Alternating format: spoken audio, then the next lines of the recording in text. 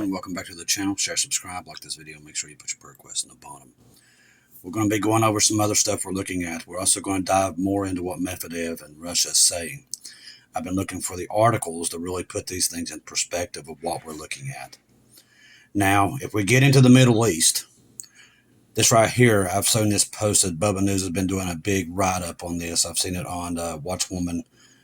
Lisa there across the pond there in Britain, where she's got her hands full with this digital ID. Also, we've got Watchwoman Natalie also covering a lot of this, and Keegan's got his, basically got always, like I said, got boots on the ground down in the Middle East covering all this information. Right now, Bubba News has all over Telegram, Hamas channels are making it clear and repeating their slogan, "We are the flood, we are the day after." Keep that in mind, because this is some of the rhetoric that they usually use before they attack. Now, they're terrorists emerged from their tunnels, and when they're not executing or shooting Gazans, they walk around markets, steal aid, and impose taxes like a gang. That's what they are. Except they're a gang the size of an army. This is not the behavior of a group that is demobilizing or, well, bad. They are reinventing themselves as policemen and want to have a central role in the future of Gaza, which, if it's anything that Trump wants, these guys cannot have a piece in it, because you can't have anything with them in it. They're also controlled by Iran, which hates Israel, and they are an Iran puppet. They are regrouping and getting ready for their next attack by Israel and for the next attack on Israel. Now that Hamas-Israel war is almost over, which we know it isn't, the question that is being asked is where Israel will focus on its northern border and the extension regional adversaries or not. Talking about Lebanon. Netanyahu did say that Israel's enemies are trying to rebuild and consolidate, but he didn't mention which enemies specifically. I would assume he's talking about Hezbollah or pro-Iran Iraqi militias. To me, what matters is Syria. Damascus prophecy is ticking time bomb. It's one of those 8 prophecies that's sitting out there just waiting at any time. That's how close we are. You just got to keep waiting. All right, so with that, forced to reconcile with the Jolani under pressure from Donald Trump, which is the new guy from Syria. It might be too early to talk about this, of course, but every moment that is left is unnoticed. But here's the thing. All this stuff's going to happen simultaneously. It's going to happen quick and fast, and nobody's going to see it coming. And you're already seeing it gear up for that. All right, this is just coming out. Trump seals historic peace treaty in the Middle East, and what he says hasn't happened in 3,000 years. It's never happened. There's never been peace in the Middle East. In a momentous development for the Middle East, President Trump is celebrated by signing the groundbreaking peace agreement, which the Bible tells us is going to go wrong. The deal signed amid the gathering of world leaders from Egypt, so on, marks a significant step towards regional stability following the release of remaining hostages by Hamas, which happened today, but now is the disarmament thing.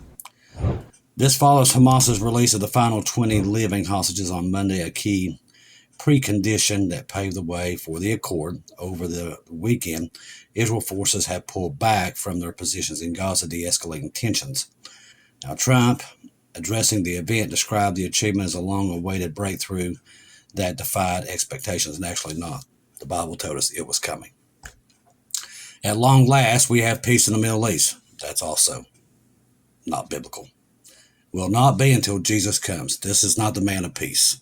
Jesus is the man of peace. He's the one that will bring peace to the Middle East.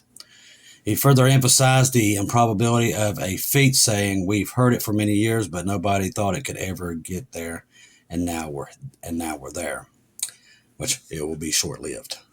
Trump portrayed the deal as a fulfillment of global aspirations. Basically, it's the whole world putting pressure on Israel. That's what was happening.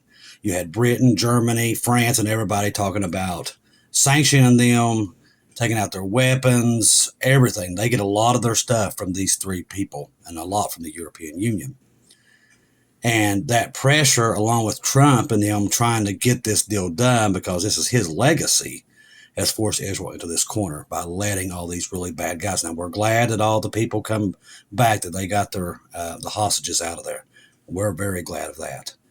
But in turn, they let a lot of bad guys back into the Gaza Strip, and it's going to backfire. The implications of the agreement extend beyond immediate cessation of hostilities, potentially reshaping alliances and security dynamics in the Middle East. Now, here's what you got to know. Now, we don't know how long it's going to take this thing to go wrong. We know it's going to go wrong, but now we're in wait mode. We wait on Jesus. We stay in Scripture. We keep watching. I'll keep watching everything that moves until we're out of here. We still keep putting Bibles out. We keep doing the things that we do. That's what we're doing. Now, we talked about Miss Lisa across the pond there in Britain, Watchwoman Lisa on Telegram. UK push for digital ID prompts concern for step towards mass surveillance, and that's exactly what this thing is. For instance, let's make this really simple. This digital ID, once it goes into effect, say you make a very bad post on social media, they can control what you buy through the week. You won't have the credits because it all becomes digital. Then anything you do, social media, or you do out, you get a jaywalking, I'm serious, just any little thing, they're going to keep docking you on this thing, and you won't be able to buy things. This is the beginning of the mark of the beast. That's why we're talking about it. This exactly is what this thing does. However, the initiative has sparked widespread debate, critics warning a potential risk for privacy and freedom. That's gone once this thing comes in. And the Antichrist will use this as soon as he knows who he is. And that's pretty soon, I do believe. He's there, he's in the background, but when he becomes completely known to what he is, that's when we go. He cannot do that until we're gone. No matter what people tell you, that's not Scripture. They reverse things and they add things to that. But until we are gone, the restrainer is removed. The Holy Spirit cannot be here when that happens, okay? Now, the Holy Spirit will be limited in the tribulation. Remember, it goes back to the law once we're gone. Everything's back under the law. Then, see, here, Jesus died for you. Once we leave, you got to die for Jesus. That's the way this thing is. Well, I tell you, right now is the easiest time, and our time of grace, because once you get in the tribulation, you're going to have to die for him. That's just the way it works. Now, the proposal announced by the Labour Agreement on September the 26th positions the digital ID as a free service for the UK citizens to strengthen the right to work checks to deter illegal employment. Prime Minister Keir Starmer emphasized that it's necessary to address the public concerns over migration. See, they're going to use migration. Have you noticed that was their key to doing all this? It's also going to be Trump's for the Insurrection Act. Don't be fooled. The devil is on the move here. And he's got these guys. These guys are his puppets, and he's setting them all up. I know working people are worried about the level of illegal immigration into our country, a secure border, and controlled migration. See, the thing is, they let these things happen. They let them happen in this state and the country. They're letting them happen over there so they could bring this stuff. This was all prophesied, people, that they would use this. The Bible already told us this stuff was coming. So God already told us they would use all this stuff to get to this point, and that's where we are. So if you're thinking that these guys are the good guys, they're not. It will make it tougher to work illegally in the country, making the borders more secure. Always secure. Make it more secure. One of the biggest lies of the devil. Create a problem, and then fix a problem by taking your rights away. That's exactly what he's going to do. Statistics underscore the urgency cited by the government. Over 43,600 migrants arrived via small boats 2025 alone. Like I said, they're letting it happen so they can bring this tyranny in, because they've got to have it to control the masses. Satan has to have this in place to control everybody. And the Bible tells us he will control every person on this earth once we're gone. He'll control what you buy or sell. You'll have to take the mark of the beast to be able to buy and sell. The other ones, the ones that choose Jesus, will be slaughtered. That's how this thing is going to go. That's what the Bible tells us. That's why we tell you the tribulation has not happened yet, because people are not lining up your head. But when it does, as soon as we leave, that's when all this stuff will start to manifest. It's already doing it now as we speak. U.S. intelligence has been enabling Ukraine's destruction of Russian energy sites. Russia knows this. That's why we want to talk about it. Now, Trump's already made it clear. Now, remember, Zelensky's going to be here in the country, I think on I think it's Friday. And these are the things. Now, he's already given them intelligence. Russia already knows this. Now he's talking about giving them Tomahawk missiles. Russia has taken a beating on their oil wells and their oil refineries and other things. So keep all this stuff in mind, that all this stuff is coming. Now, Sunday report makes it clear that the U.S. have for months been helping Ukraine mount long-range strikes on Russian energy facilities. So they know this. Now, they're not going to come out and talk about it. Putin's going to keep agreeing with Trump and all this stuff. That's what these politicians do. But then they're going to move. How do we know that? God has shown us many times, many people. So he's going to move eventually, but it's going to be close to the rapture when it happens. Because the reason people's like, well, why do you say that? Because we saw the outcome of it, and it's not pretty. We can't be here when that happens. This is a full-fledged monster of an attack when it does take place. Why they do it, I don't know who starts it. I think that's already happened. I think they've already started this fight, and I think they backed themselves in a corner. Russia is all about pride now. They don't want to back down. They want to finish this thing, but they can't finish it. It's just the devil's using it and literally facing off these armies right when the time comes to set up the Antichrist. Because when this war does take place, all this stuff happens in Israel and around the world, and all this stuff starts happening. God takes peace off the earth. Once we leave, there's no more peace. So the Antichrist can come in very quickly. I'm sure it's going to be a short exchange of nuclear weapons. And if it wasn't for God, it would have been total annihilation. But I think he limits it. And and it's going to happen, because too many people have seen it. It's going to happen. It's been confirmed too many times. It will happen. And after that, he'll come in as the world's savior. Look, they're looking for politicians to save them now. They're already doing it. It's already set up. Can you see it? And I'm not being mean. I'm just saying, people are looking for man to come and save them. That's all I hear about Trump. He's come to save us, save us. They're going to do the same thing with the Antichrist. They're going to look for a man, not God, and they're not looking for God now. They're looking for a man. The Jews did it, and now the church is doing it. They're doing the same thing the Jews did when Jesus came the first time. They're looking for a man savior. That's all they want. They want to be here. They don't want to be there. That's what's happening. It's happening all over again. Exactly what happened to the Jews is happening now to the church. Now the church is looking for a man savior. They're not looking for God. When all this goes down, it is going to be a mess beyond belief. Satan will use all this. He will combine the religions to one religion, the monies to one money, so he can control. Remember, he's not omnipresent.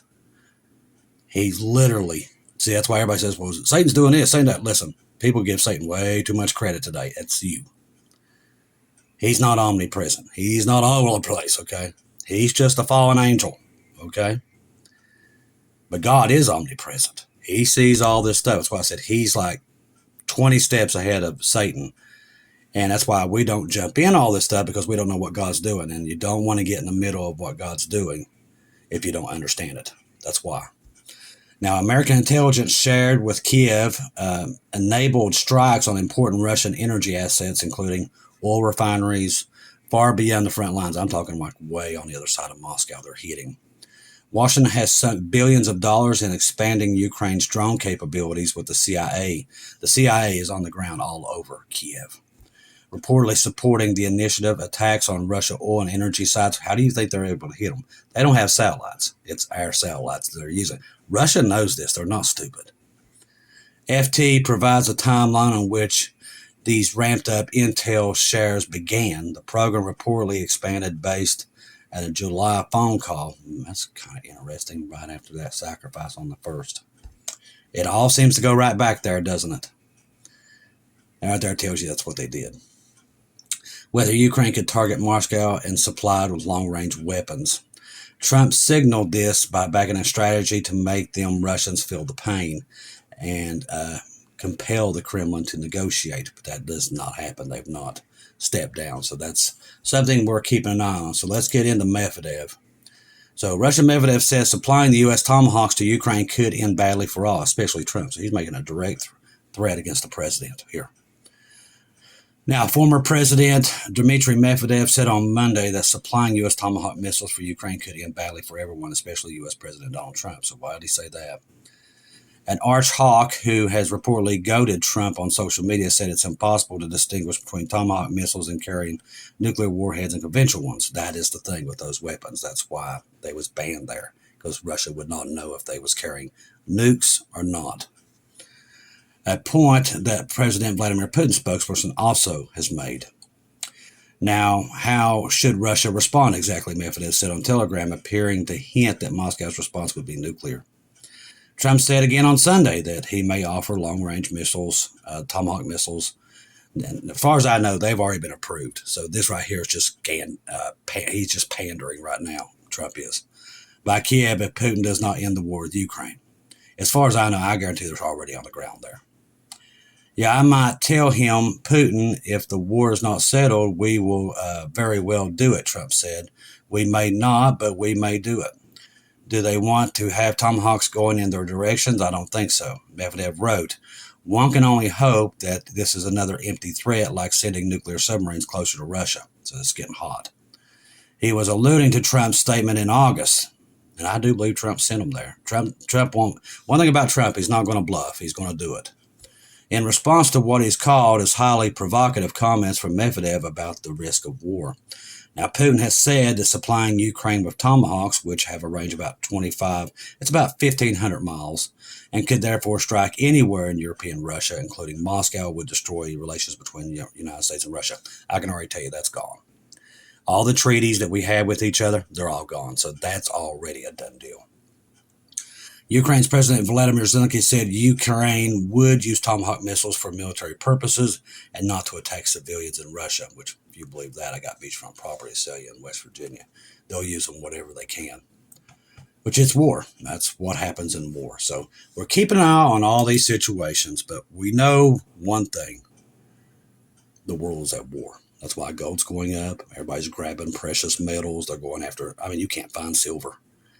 You can't find pretty much anything, bronze, all that stuff they're racking it up. So if you got that stuff in your safe, you might want to keep it in there and not tell nobody, because literally it's getting out of hand. People's buying up all precious metals like there's no tomorrow. This happened exactly around World War II. It happened the same way. Eyes on Jesus, people. Trust the gospel. 1 Corinthians 15, 1-4. Jesus died on the cross for our sins. Past, present, future. He died, was buried, rose again on the third day according to the scriptures. Trust in Jesus and Jesus alone. Confirm everything through him. Don't take our opinion for it. Don't take people's opinion for it. Listen, you go to Jesus right now is the time you need to be in your scriptures and watching him. Okay? We know what time it is. Paul said, there's no need for me to write you. You know. And I'm telling you the same thing. You already know. If you know scripture, you know what time you're in. I don't have to tell you. You don't need me to tell you. We don't know when we're leaving, but we know it's here somewhere because we can see the birth pains. We see all this stuff happening. The others, they don't want to see it. They believe there's a golden age and everything's going to get better. But that's not what Scripture says. Trust in Jesus, not man. Keep your eyes on him, okay? I want to thank everybody tonight for all the messages and all the intel that we're receiving. Also, for the ones who donated through PayPal and buy me coffees tonight. God bless you also for that. That goes into Scripture, and whoever else needs it, needs help or whatever, we try to do everything we can to try to help as many people as possible. So once again, thank you, all the family members, for just everything you do. You guys are amazing. You're always first on the front lines fighting this thing to and fro. Like I said, until we're out of here, we're still fighting Satan. Until we're out of here, we don't see this anymore, and I'm in my bakery making cinnamon rolls. That's what we got to do. We just got to stick together until we're out of here. I love each and every one of you. If I don't see or hear from you again, I'll see you at home.